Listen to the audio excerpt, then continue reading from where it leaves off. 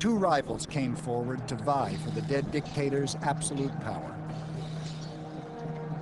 Octavian, Caesar's 18-year-old son-in-law and heir, and Mark Antony, Caesar's closest friend and ally, no stranger to the politics of intimidation. In 43 BC, Antony raised an army and surrounded the Senate. The Republic was once again under siege. Cicero came out of retirement to attack Antony.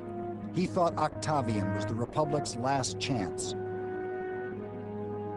Cicero confronted Antony in the Senate. Your ambition to reign is as fierce as Caesar's. I would gladly offer my own body if my death could redeem the freedom of our nation.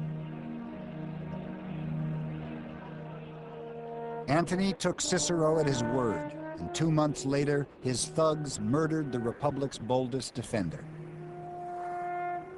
His hands were cut off and put on public display in Rome.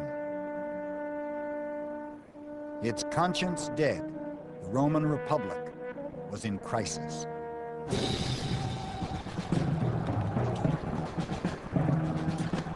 In 33 BC, 10 years after the assassination of Julius Caesar, Mark Antony and Octavian were still fighting for control of the Roman world. The ghost of civil war was back. The Roman people were desperate for a change.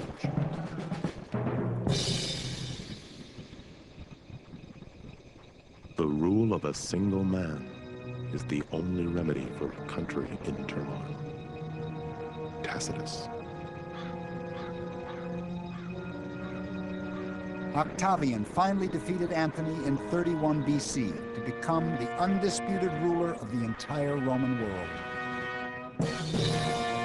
But his greatest victory would be one of statesmanship. Octavian was poised to redefine the very meaning of power in Rome. He understood patronage was the secret to control in Roman society. With Rome's vast treasury at his disposal, he set about making every Roman his client, obligated to him, the universal patron. Octavian handed out huge cash bonuses to Rome's army. He now had the undivided loyalty of over 400,000 soldiers.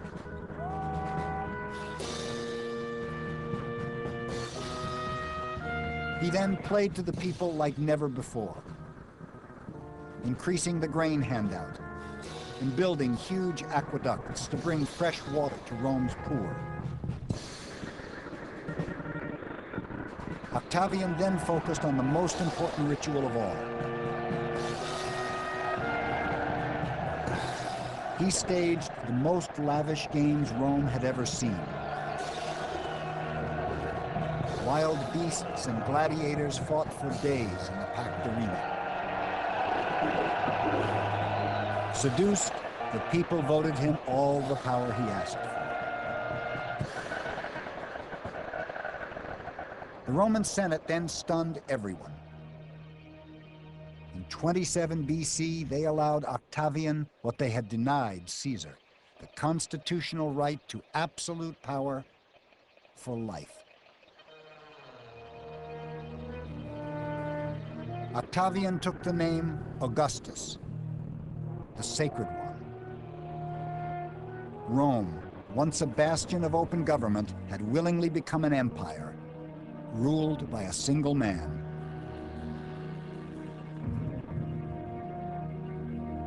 Octavian Augustus had become the Roman Empire's first emperor.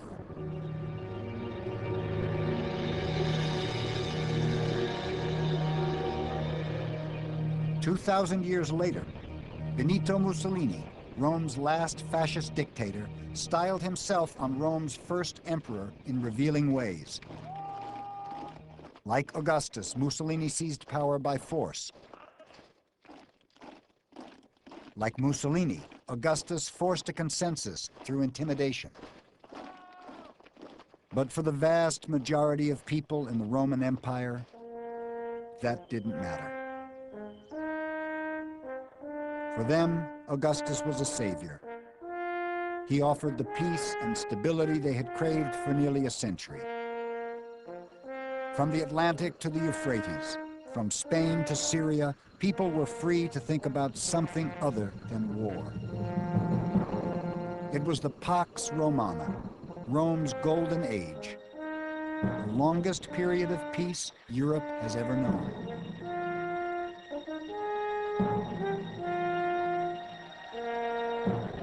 Yet the architect of peace would never enjoy his own triumph. For Augustus was obsessed by a question that plagued all Roman emperors. What would happen in Rome when he died?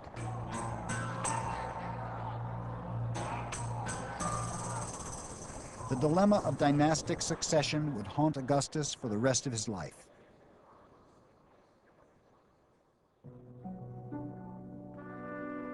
His marriage to Livia had produced no male heirs.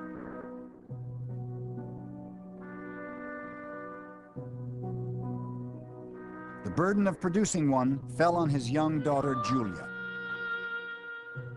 Augustus carefully selected her partners.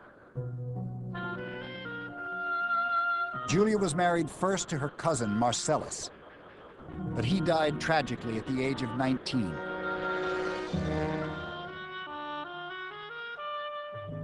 She was then married to Marcus Agrippa, her father's military advisor. He was 30 years older than her. He died too.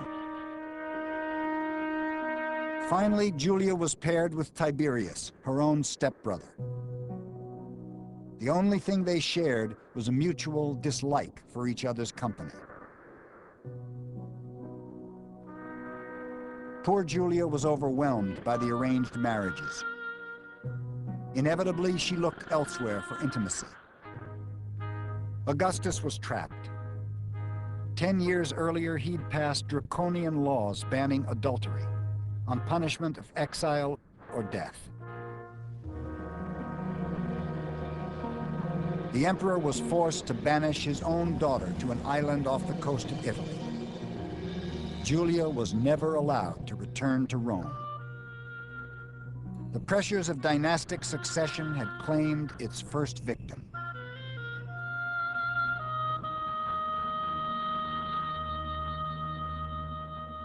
Rome's first emperor eventually died in 14 AD at the age of 76.